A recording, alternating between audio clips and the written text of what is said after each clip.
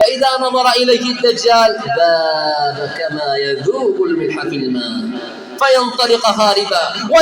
هاربا فيدركه عند باب لد الشرقي فيقتله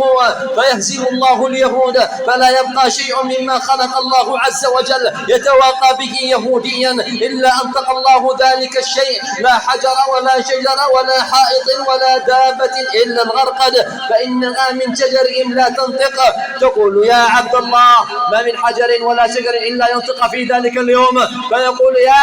عبد الله المسلم هذا يهودي فتعال فاقتله، فيكون عيسى ابن مريم في أمته حكما عدلا وإماما مقسطا يدق الصليب ويذبح الخنزير ويضع الجزية ويترك الصدقة، فلا يسعى على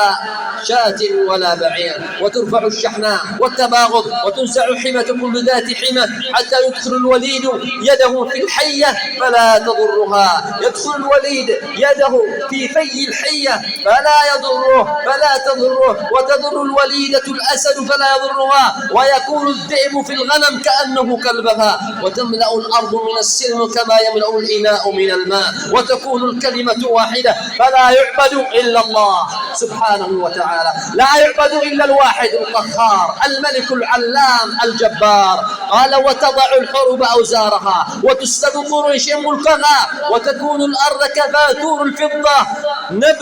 تنبت نباتها كعهد آدم، حتى يجتمع النفر على القطف من العنب فيشبعهم، ويجتمع النفر على الرمان فيشبعهم، ويكون الثور بكذا وكذا والمال بكذا، ويكون الفرس بالدريهمات.